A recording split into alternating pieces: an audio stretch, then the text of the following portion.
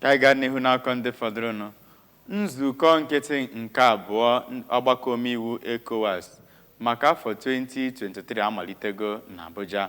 Ya bụ nzukọ nke ga-abụ mmalite nke njedebe nzukọ nkịtị nke ọgbakọ omeiwu nke ise afọ bụ nke a tụrụ anya na ọ ga-elebanye anya n'ọkpụrụkpụ okwu dị iche iche dịka ọnọdụ akụnụba mpaghara West Africa, etu ọchịchị onye kwuo uche ya si aga na ya bụ mpaghara, nakwazi ọkpụrụkpụ mgbanwe nwere n'ọnọdụ udo na nchekwa n'etiti ọkpụrụkpụ okwu ndị ọzọ. Anụta akara eze ABS na Abuja, Princess Ekwi Ajide ga-akọ akụkọ a ka ọ ga-esikwa nghọta.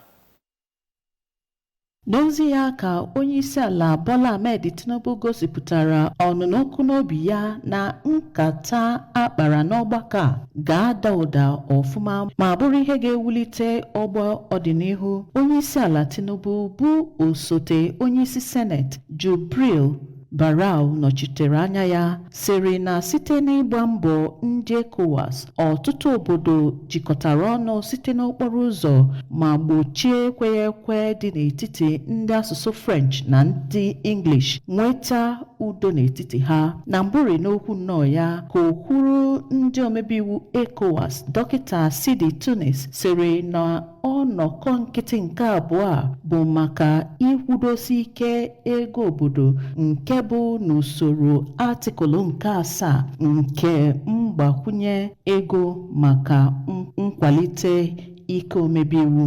Onyeisi ECOWAS Commission Dọkịta Omar Tore n'okwu ya sịrị na ọchịchị aka ike ndị agha na-eweghachi uto obodo ECOWAS azụ ma rịọ ndị obodo ka ha ghara iji aghụghọ kwere na ọchịchị ndị agha ka ọchịchị ndị nkịtị mma. Ọ gụrụ ụfọdụ akụkọ na-adịghị mma n'obodo ụfọdụ ebe ndị agha na-achị ma dọọ aka na ntị na agaghị anabatakwa ọchịchị aka ike ọzọ n'obodo ECOWAS.